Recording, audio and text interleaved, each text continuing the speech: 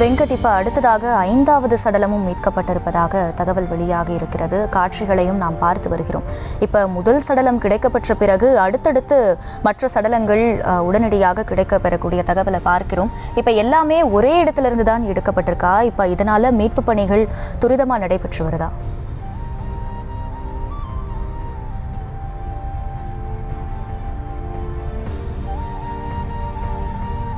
ஒரு உடல் கிடைக்கப்பெற்ற அந்த பகுதியை சுற்றியே மற்ற உடல்களையும் தேடி இருக்கிறார்கள்.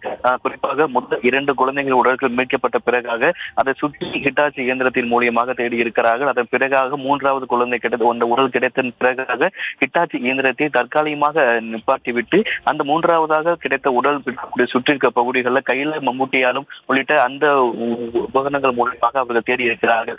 ஏன்னா எல்லாமே ஒரே வீட்டில் இருந்தாங்க அப்படிங்கிறதுனால தொடர்ச்சியா ஒன்றின் பின் ஒன்றாக தற்போது அவர்கள் உடல்களாக மீட்கப்பட்டிருக்கிறார்கள். ஏற்கனவே அந்த முதல் 2 குழந்தைகளுக்கு மட்டும்தான் ஹிட்டாச்சி இயந்திரம் மூலியமாக அவர்கள் உடல் என்பது கண்டெடுக்கப்பட்டது. அதன் பிறகாக அந்த 2 உடல்களும் கண்டெடுக்கப்பட்டக்கூடிய அந்த பகுதிக்கு அருகாமையே அவர்கள் தற்போது மீட்பு பணியை தொடங்கினார்கள். அந்த பகுதிக்கு அருகாமையே தற்போது மேலும் 3 உடல்கள் கிடைக்கப்பட்டிருக்கிறது. மீதம் இருக்கக்கூடிய அந்த 2 பேருடைய நிலை என்ன, அவர்களும் எப்படி மீட்கப்படுவார்கள் அப்படிங்கிறதும் இந்த பகுதி மக்களுடைய பெரும் சோகத்தை ஏற்படுத்தி இருக்கு. ஏன்னா ஒரே வீட்டில் இருந்தவங்க தான் 7 பேருமே மாயமானாங்க அப்படிங்கிறத நம்ம பார்த்துட்டு வரோம். இந்த நிலையில ஒரே இடத்துல அவங்க மண்ணில் நிலச்சரிவு ஏற்பட்டதுனால அந்த ஒரே இடத்துல இருந்தவங்க நிலச்சரிவு சிக்கி மண்ணுக்குள்ள புதைந்திருந்தார்கள்.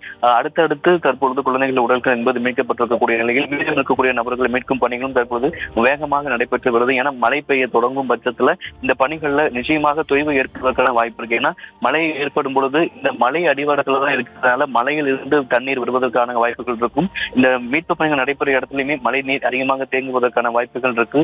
சேரும் சகதியை மாறி அது ஒரு பெரிய சவாலை ஏற்படுத்திவிடும் என்பதற்காக இந்த பணிகளை தற்பொழுது துரிதப்படுத்தியிருக்கிறார்கள். எவ்வளவு வேகமாக இந்த மீட்பு பணிகளை நடத்த முடியுமோ அவ்வளவு வேகமாக தற்பொழுது தொடர்ந்து மீட்பு பணிகளை துரிதப்படுத்தியிருக்கிறார்கள். இந்த பகுதியில் தொடர்ந்து இந்த உடல்கள் மீட்கப்பட்ட பிறகாக ஒரு துர்நாற்றம் என்பது பேசி வருகிறது.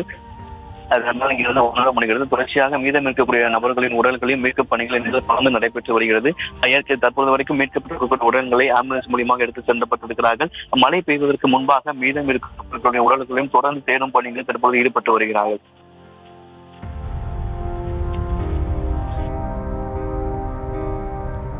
வெங்கட்ரமணன், இணைப்பிலேயே இருங்க.